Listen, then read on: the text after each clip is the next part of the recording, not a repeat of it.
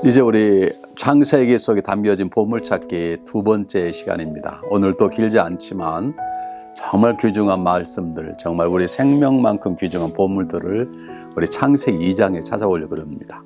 오늘은 이 에덴의 동산 얘기를 이번 주 하고 그 에덴의 동산의 타락 얘기를 3장 가지고 말씀을 나눠보려고 합니다.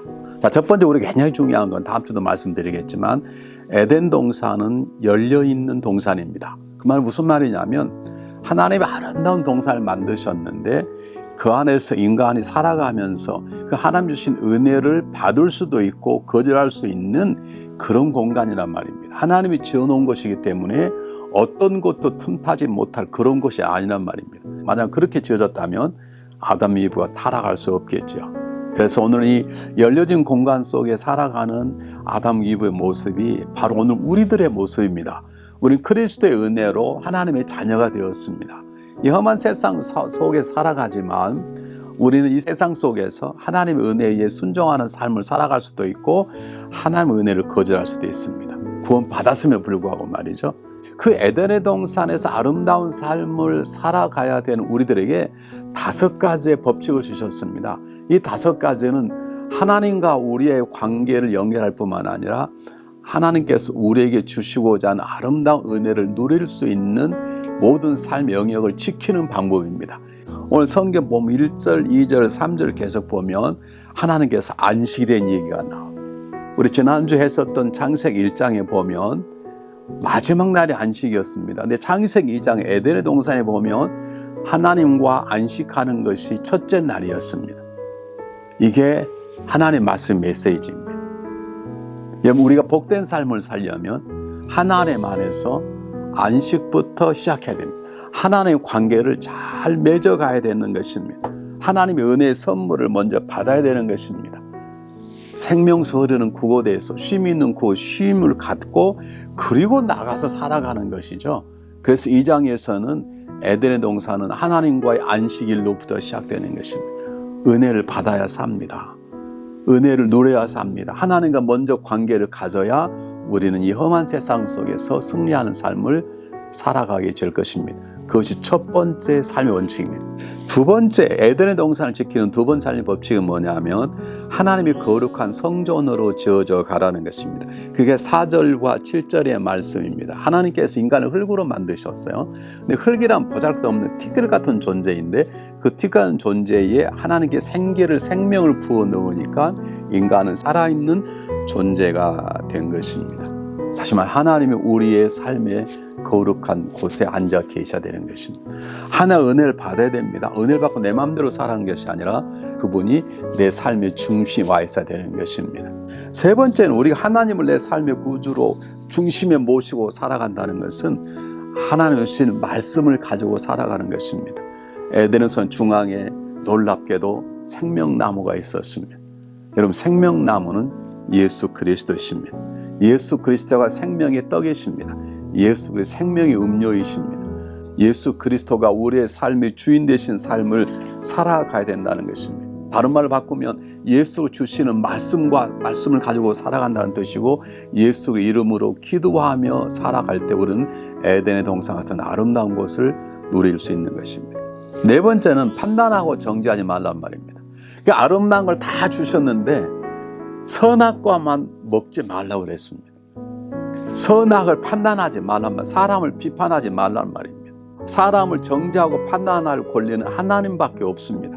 우리는 사람을 판단할 권리가 없습니다. 사랑하고 함께 존재할 그런 인간으로 하나님 우리를 만드신 것입니다. 꼭 기억하십시오.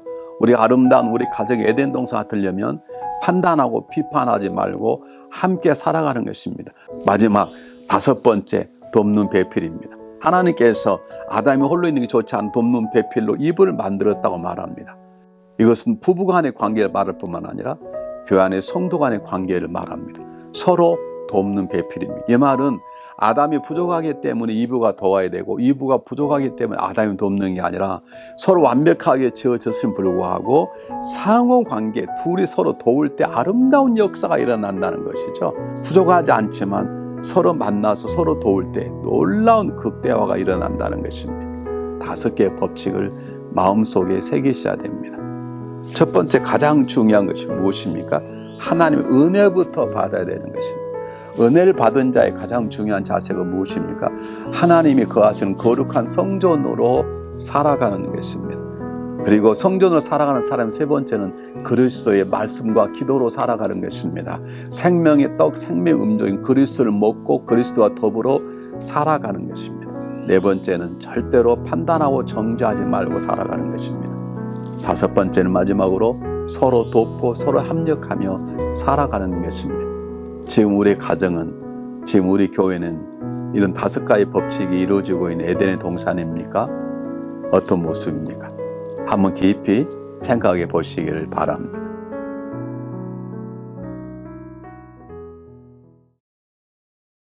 달고 묘한 그 말씀, 생명의 말씀은 귀한 그 말씀 진실로 생명의 말씀이 나의 길과 믿음 밝히 보여주니 아름답고 귀한 말씀 생명샘이로다.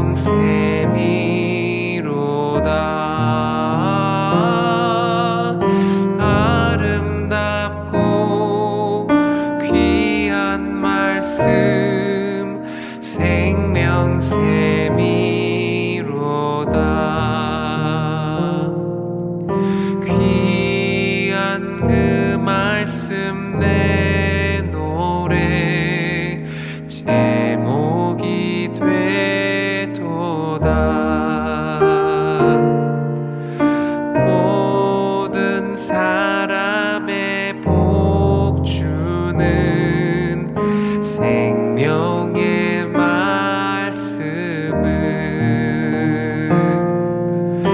값도 없이 받아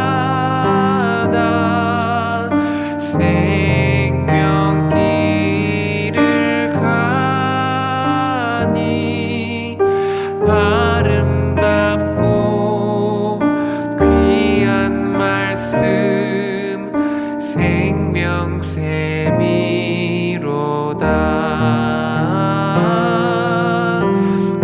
아름답고 귀한 말씀 생명샘이로다.